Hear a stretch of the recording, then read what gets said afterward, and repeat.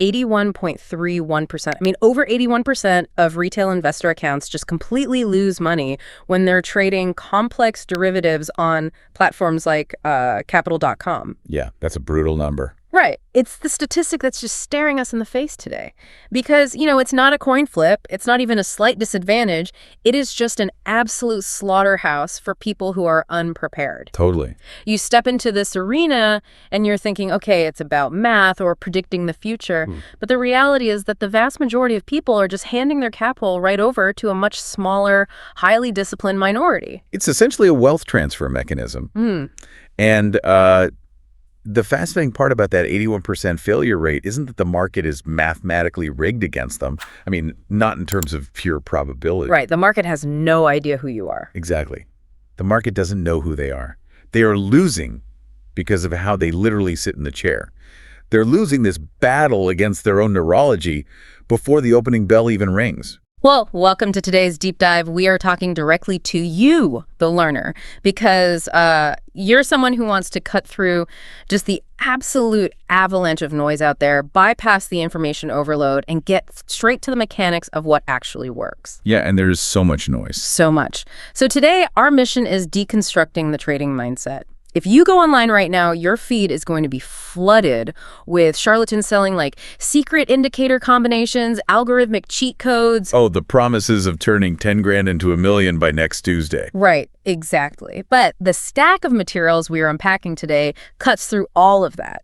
We're synthesizing institutional wisdom from a Wall Street veteran who generated over $100 million in trading profits. Which is just staggering. It really is. Plus, we've got psychological frameworks developed by prop firm managers who evaluate traders for a living, foundational strategy guides, and live market data. And all of these sources, they converge on this one singular truth. The definitive key to consistent success is psychological. It really is the ultimate filter. Because look, you can hand an undisciplined trader the most robust, back-tested, profitable strategy in the world, and they will, without a doubt, still find a way to blow up their account. Oh, yeah. They'll tinker with it. Exactly. They will intervene when they shouldn't. They'll size up their positions when they get emotional, and they will just override the entire system. Because active trading is essentially this environment where your instruments start lying to you based entirely on your mood. Yeah. Like, we're used to professions where action leads to an immediate logical reaction, right? You flip a switch, the lights come on. Cause and effect. Right. But in the markets, the feedback loop is completely severed from your effort.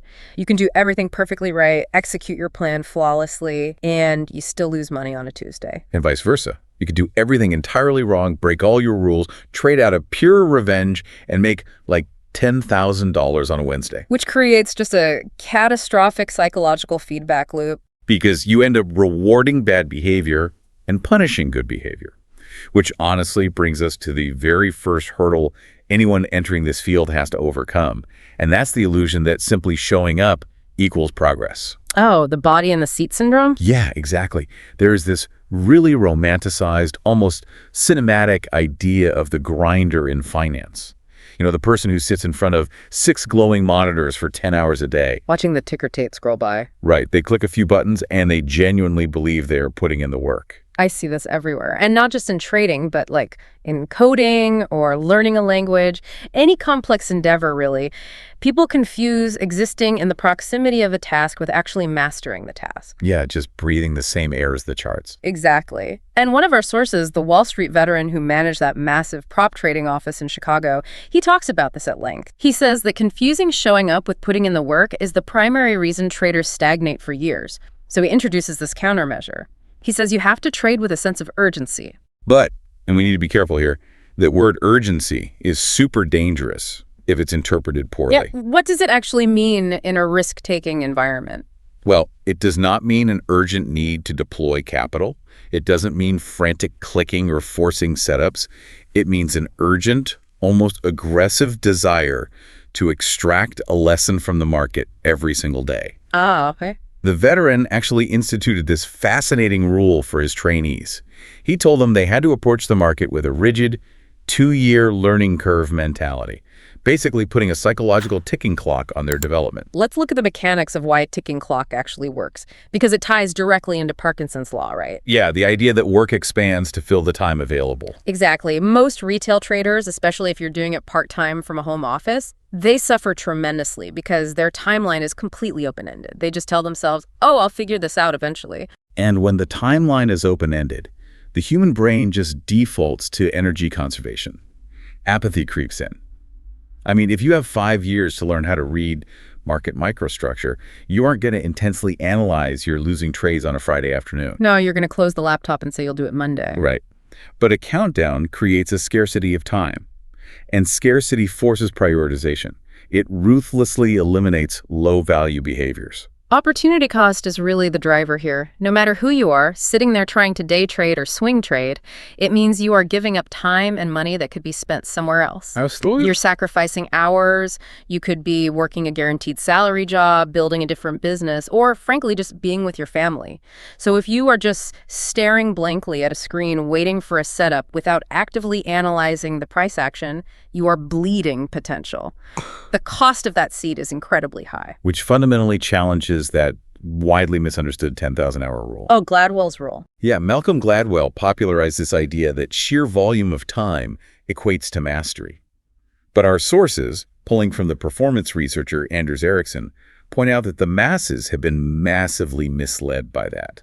Because Ericsson's studies on elite violinists showed that the very best didn't just casually practice more hours. Right. They engaged in deliberate practice. And deliberate practice is a completely different biological process. It's not just playing the instrument, it's practicing with a clearly defined goal, intense focus, and a mechanism for immediate feedback. The elite musicians practiced in much shorter, highly intense blocks.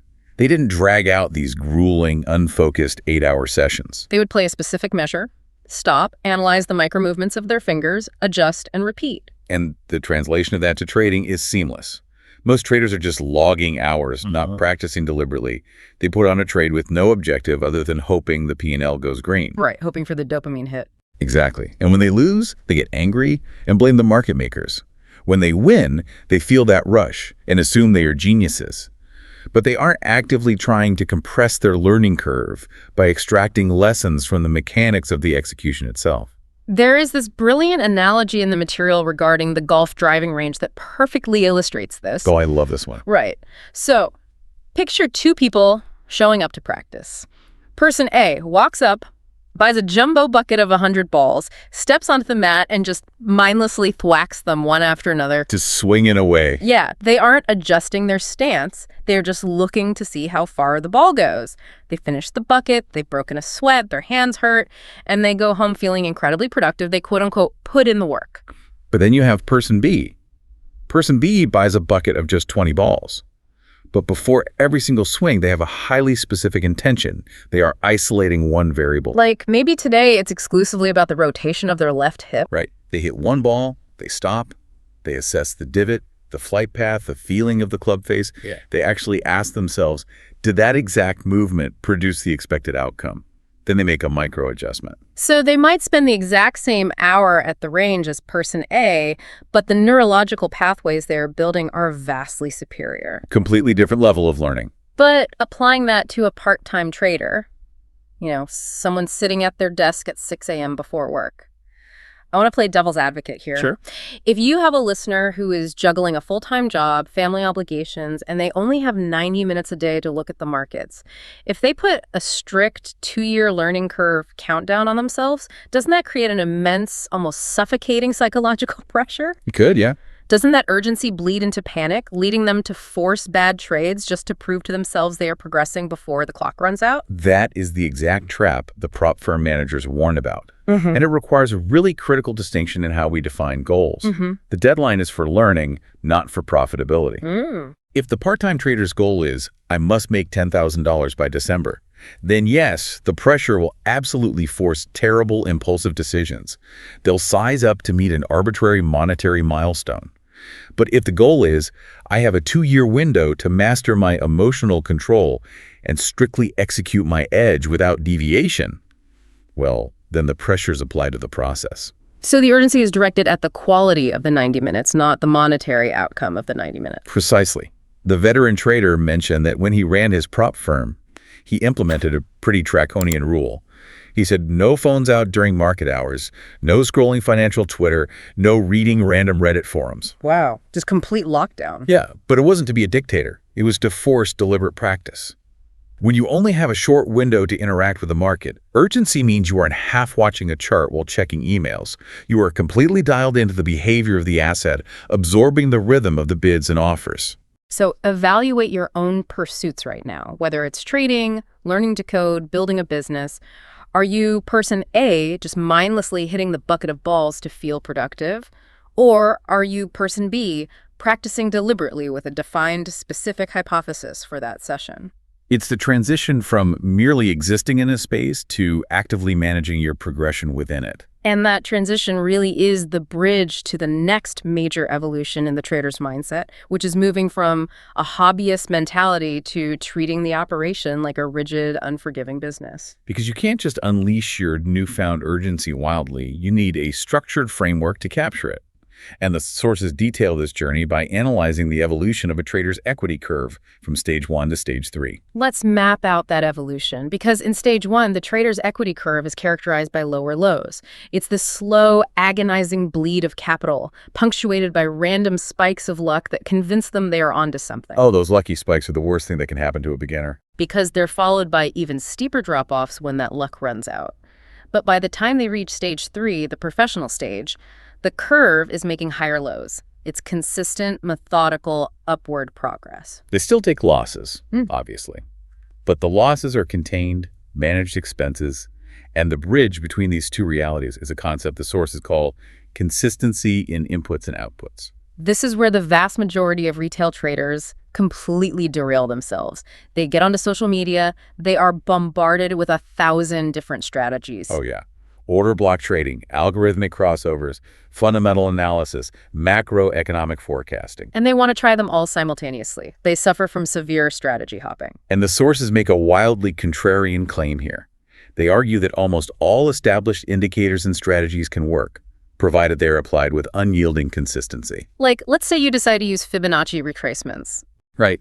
If you throw away every other indicator, mute the financial news networks, ignore the macroeconomic data, and purely trade Fibonacci patterns day in and day out for 6 to 8 months, you will eventually find a statistical edge. Because you learn its specific nuances? Exactly. You intuitively start to recognize the market conditions where Fibonacci fails miserably and the conditions where it excels. You are building a localized expertise.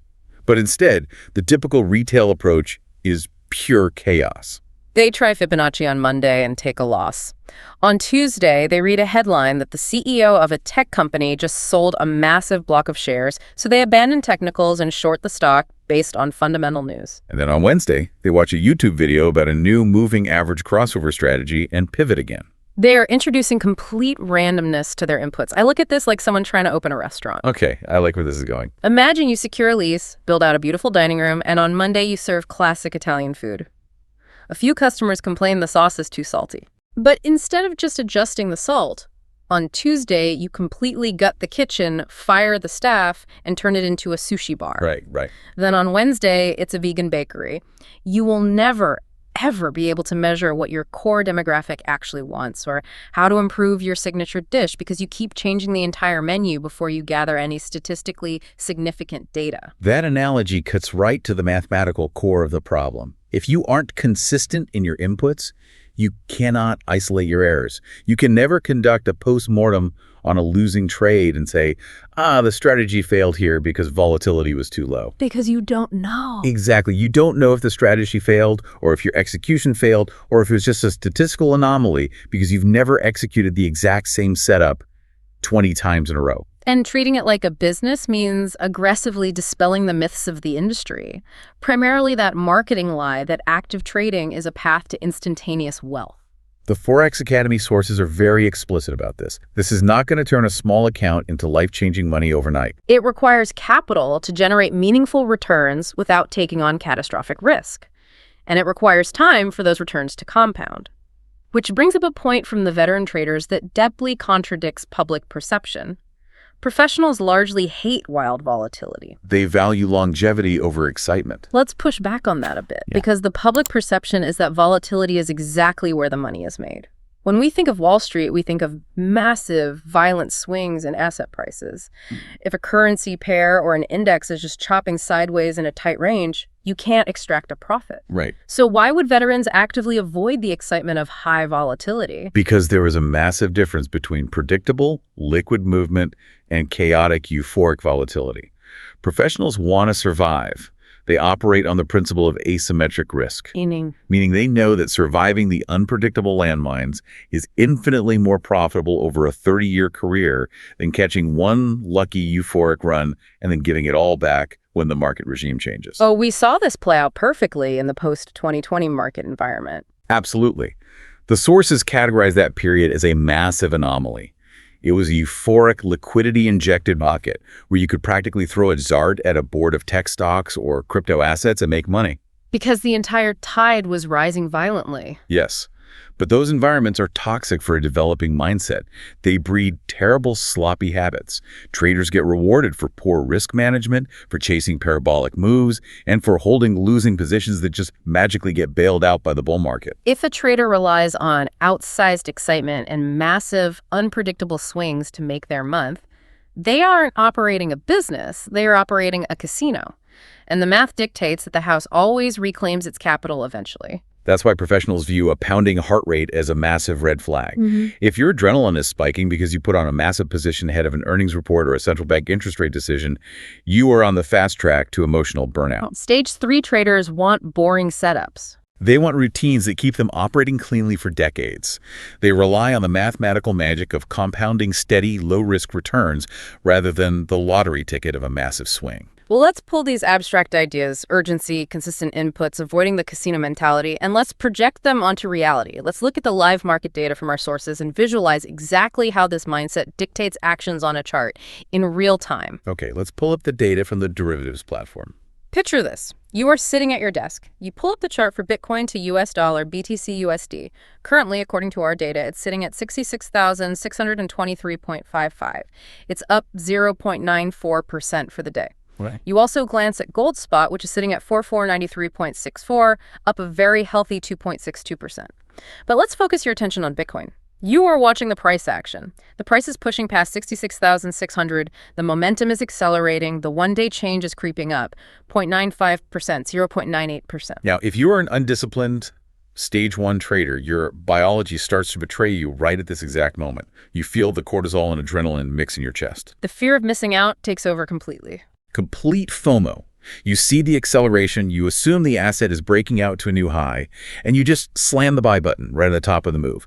You are completely reacting to the visual stimulus of the momentum. You haven't calculated your risk, you have no idea where your stop loss is going to be logically placed, and you certainly don't have a predefined target for where you plan to take profit. You are just jumping onto a moving train hoping it keeps going. Yep. Now contrast that. How does the disciplined stage 3 trader look at that exact same screen, feeling the exact same biological adrenaline, but use their mindset to process the information entirely differently? Well, the internal monologue of the professional is entirely different. The undisciplined trader is frantically searching news feeds, looking at social media, asking, why is Bitcoin moving? What's the catalyst? Did a massive fund just buy? Right. But the veteran sources are explicit about this trap. Asking why in the heat of the moment is highly destructive. That seems so counterintuitive, though. Shouldn't we care why the asset we are trading is moving? For an active technical trader managing a specific strategy, absolutely not. Asking why introduces external narrative bias. How so? Think about it. If you read an article explaining that Bitcoin is surging because of a newly proposed regulatory framework, you suddenly form a psychological bias. You tell yourself, well, regulations take months to implement. This is a long-term bullish catalyst, so the price must go higher. You are no longer trading the reality of the price action on the chart. You are trading your opinion of the news. The prop firm manager source had a brilliant quote for this. They said, trade what is, not what you want to be. That is the essence of discipline. The professional looks at that exact same Bitcoin chart pushing past 66,600, and they don't ask why. They ask a binary question. Are my specific pre-tested parameters being triggered? Yes or no? They reduce the complexity of the market to a flowchart. It must be a flowchart to bypass the amygdala's emotional response. They check their specific indicators. Perhaps they rely on the volume-weighted average price or a specific Fibonacci retracement level. If their pre-planned strategy dictates only enter a long position on Bitcoin if it pulls back to the hourly moving average and shows a clear reversal pattern, and Bitcoin is currently skyrocketing rapidly away from that moving average. What do they do? The disciplined trader takes their hands off the mouse. They do absolutely nothing. They just watch it go without them. That requires an immense amount of psychological fortitude. To sit on your hands while an asset runs up another 2%, knowing you could have made money if you had just abandoned your rules. Exactly. They experience the exact same twinge of FOMO as the amateur, but their rule set acts as a cage for that emotion. They know that buying an unplanned extended breakout destroys their risk-to-reward ratio. Because their stop loss would have to be placed so far away to be technically valid that a single reversal would wipe out weeks of profits. Fiercely protecting their capital, managing their leverage, and avoiding the catastrophic margin calls that the Forex Academy sources warn about. They view the market as a continuous stream of data, not a personal challenge to catch every move. Which perfectly transitions us to what happens after you get into a trade. Because as grueling as it is to sit on your hands and wait for the perfect rule-based entry, the sources emphasize that entering the trade is actually the easiest part of the job. Oh, entering is a breeze compared to managing. It's what happens when your hard-earned capital is on the line, floating in the live market, that truly reveals the depth of your trading psychology. Trade management is the arena where the mental battles are won or lost. The prop firm developers actually call this the quintessential, impossible question of trading. When do I take profits? It is the ultimate dilemma. It's a psychological torture chamber. Truly. If you hold the position too long, hoping for a bigger run, the market inevitably reverses, and you watch a beautiful winning trade bleed out and turn into a painful realized loss. But if you exit too early because you are terrified of losing your paper profits, you lock in a tiny win and then sit there agonizing as the asset skyrockets another 20% over the next hour, you feel like a fool either way. And the brutal, freeing truth that the developers drop is this. With the benefit of hindsight, your trade management will never be perfect, period. Never. Never. You could employ the most sophisticated quantitative models on earth, and you will never consistently buy the exact bottom and sell the exact top. You have to accept imperfection as a mathematical certainty. So if we accept that we can never be perfect, how do we handle the crippling anxiety of managing open positions? The prop firm source shared a psychology hack that is incredibly pragmatic. They frame trade management as forcing yourself to choose the lesser of two evils. You literally have to ask yourself, which do you hate less? It's exactly like walking out of a casino. You have to deeply know your own psychological pain points. Do you regret leaving the blackjack table while you're on a hot streak, only to watch the person who took your seat win a massive hand? Or do you violently regret staying at the table, pushing your luck, until the dealer slowly grinds away all your winnings and your original stake? You have to decide which of those emotional pains triggers you more, and design your entire management system around avoiding that specific pain. If you don't explicitly define your pain tolerance, the market will systematically trigger both. The source illustrates this beautifully. They say two traders can enter the exact same long position on gold at the exact same second. How they manage their exit dictates their entire identity as a trader. Give me an example of that. Okay, trader A might be a scalper who takes quick, guaranteed small profits at the first sign of resistance because they absolutely hate watching a green position turn red. Right. Trader B might be a swing trader who holds for a massive structural move, fully accepting that they will have to suffer through deep, agonizing pullbacks along the way. Both can be highly profitable over a large sample size, but they are managing entirely different psychological demons. But let me challenge this concept. If the exit is never going to be perfect in hindsight, and it's all about personal pain tolerance, how do we actually measure if we are making fundamentally good decisions? That's the real question. Like, how do I know I'm actually improving my edge and not just getting incredibly lucky in a forgiving market? This requires a massive paradigm shift for the learner. You must evaluate the execution of your rules, rather than the monetary outcome of the specific trade. That is so hard to do. It is perhaps the hardest psychological leap to make. Let's say your trading plan dictates that you will exit a trade when it hits a 1-to-2 risk-reward ratio. The market hits that level, you execute your plan, and you close the position. Yeah. That is a mathematically perfect trade, Even if the asset goes parabolic and runs another 500 points the next day. especially if it runs another 500 points. The monetary outcome of what the asset did after you close your position is completely irrelevant to the execution of today's plan. Because if you had deviated from your plan out of pure greed, kept the position open, and it happened to go up, you might have made significantly more money. But you executed a terrible trade. Because you reinforced a catastrophic habit. You essentially rewarded your brain for breaking your own rules. And in the financial markets, if you reward a lack of discipline, it is only a matter of time before that exact same behavior destroys your account. You are building a neural pathway that says, my rules are optional when I feel greedy.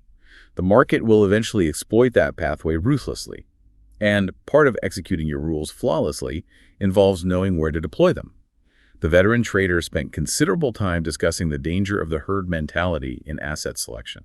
That was a fascinating insight. He built his career trading currencies, but he admitted that at one point he started trading equity indices like the S&P 500 simply because everyone else in his network and on social media was talking about it. Yeah, and he realized that grinding out tiny, stressful profits in a market environment that is barely moving, just because it's the popular thing to trade, is a recipe for psychological exhaustion. Right. Professional trade management means having the situational awareness to go where the volume and relative strength are.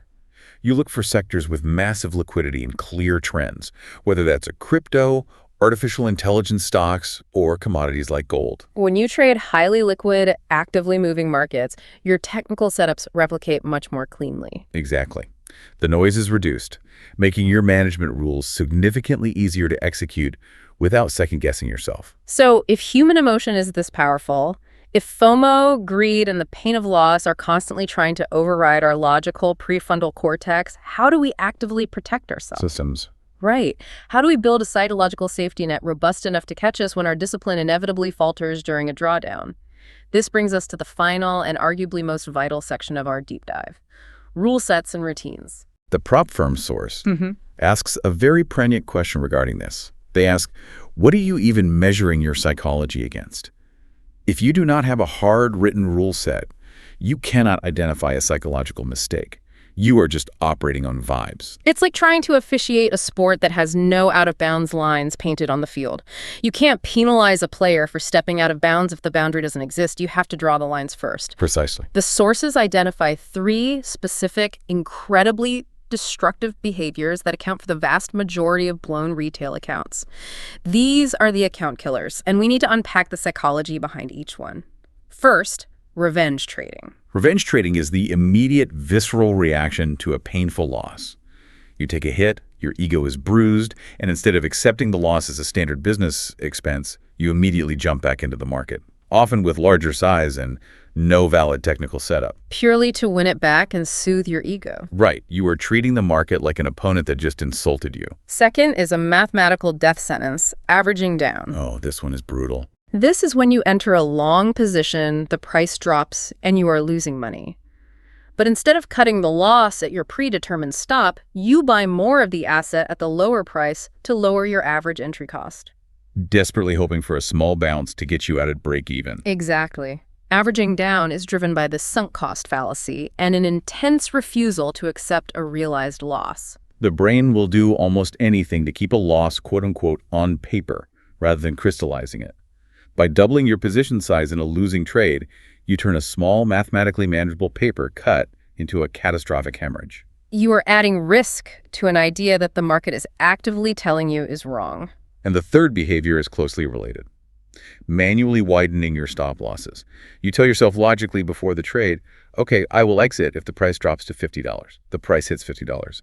But instead of executing, panic sets in and you drag the stop loss line down to $45. Whispering to yourself, I'll just give it a little more room to breathe. It has to bounce soon. All 3 of those behaviors, revenge trading, averaging down, widening stops, are deep-seated emotional responses to psychological pain. The rule set is your armor against that pain. You have to establish rigid if this, then that protocols while you are in a neutral state of mind.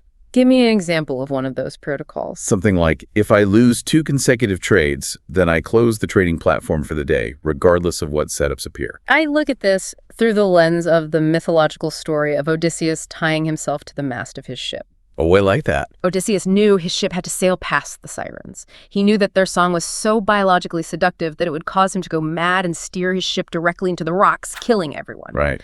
So while he was still in his right mind, he had his crew tie him tightly to the mast and plug their own ears with beeswax. He restricted his own physical agency beforehand because he knew with absolute certainty that his future emotional state could not be trusted. That is exactly what a trading rule set is.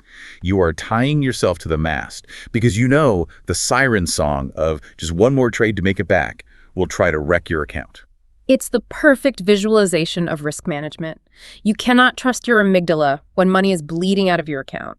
You have to trust the ropes you tied when you were calm. And the profound tragedy of retail trading is that so many untie themselves right before their edge begins to play out.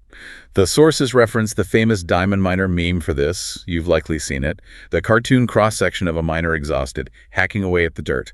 He finally drops his pickaxe and turns around in defeat. Completely unaware that he was literally one swing away from breaching a massive cavern of diamonds. The psychological despair peaks right before the statistical breakthrough occurs. So how do we ensure we keep swinging the pickaxe safely without burning out? Through the rigorous application of practical tools that externalize the emotion. Journaling every single trade is non-negotiable. Not just logging the profit and loss, but taking literal screenshots of the chart at the exact moment you entered and the exact moment you exited. And you review these on the weekend when the market is closed, the numbers aren't flashing, and your emotional state is completely flat. The sources also heavily emphasize the use of a daily report card. The psychology behind the report card is brilliant because it forces a shift in focus. The idea is to set just one highly specific behavioral goal for the session, not, I want to make $500 today. But rather, today, my sole objective is to not chase a breakout. Or, today, I will execute my stop loss immediately without hesitation. You grade yourself purely on that behavior. If you don't measure your behavioral execution, you were just blindly guessing about your psychological progress. This systemic approach also reframes how we view slow markets, because the vast majority of the time, the market is not in a 2020-style parabolic boom. It is often boring. It chops sideways in unpredictable ranges. The veteran trader refers to these agonizingly slow periods as tuition-free classrooms. Tuition-free classrooms.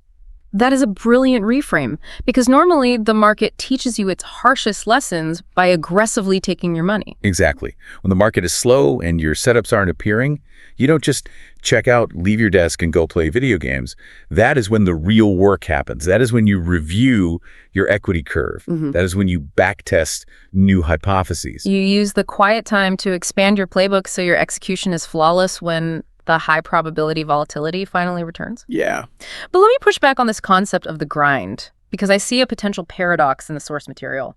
In the first half of our deep dive, we talked extensively about urgency, the urgent desire to learn, the ticking countdown timer, grinding out the hours with deliberate practice. But then, the psychological sources also talk heavily about the absolute necessity of keeping a 50-50 balance in your life, having outside hobbies, physically stepping away from the desk.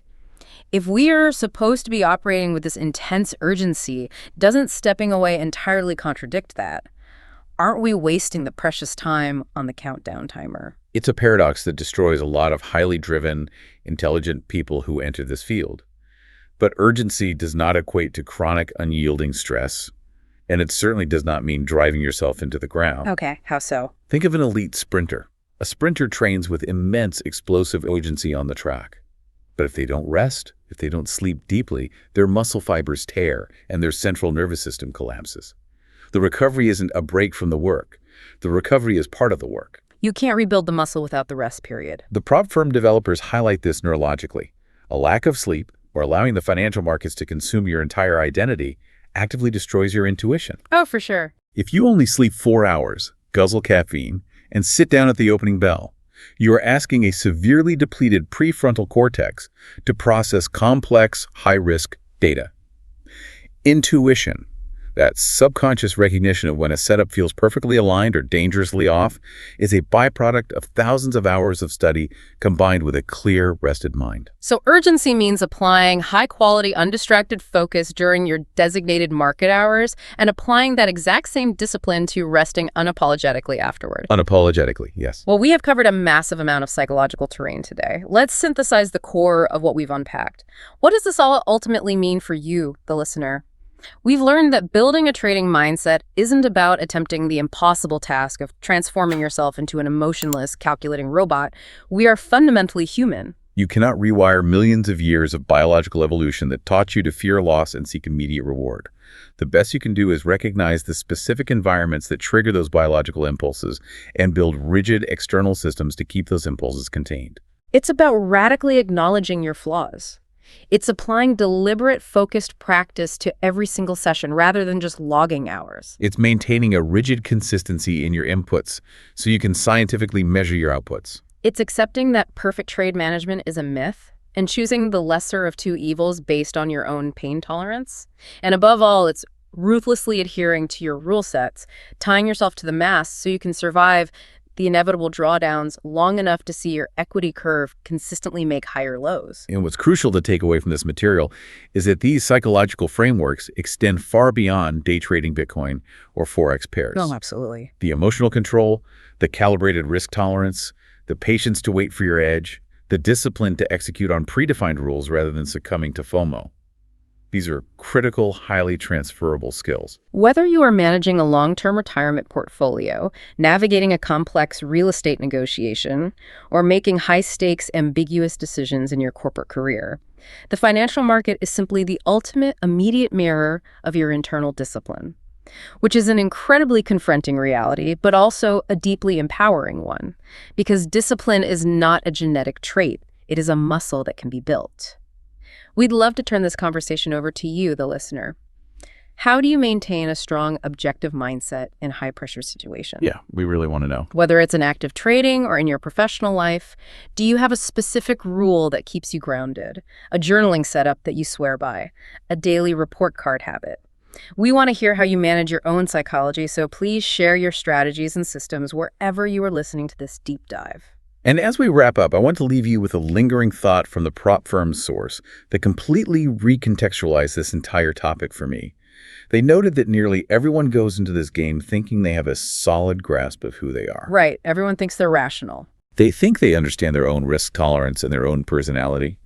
But you do not truly know your deep-seated psychological strengths and weaknesses until you attach them to live markets and real, immediate financial risk. It's the ultimate stress test. It goes back to the cockpit analogy. You can sit in a flight simulator and think you know exactly how calm you'd be flying the plane, but you don't know the truth until the alarms actually start blaring, the cabin loses pressure, and the altitude drops. Exactly. So consider this. If your trading equity curve is nothing more than a visual, mathematical manifestation of your internal psychological discipline, what does your financial decision-making say about who you truly are when the pressure is on? Something to carefully consider the next time you feel the biological urge to blindly click that buy button. Until next time, stay curious, stay disciplined, and keep diving deep.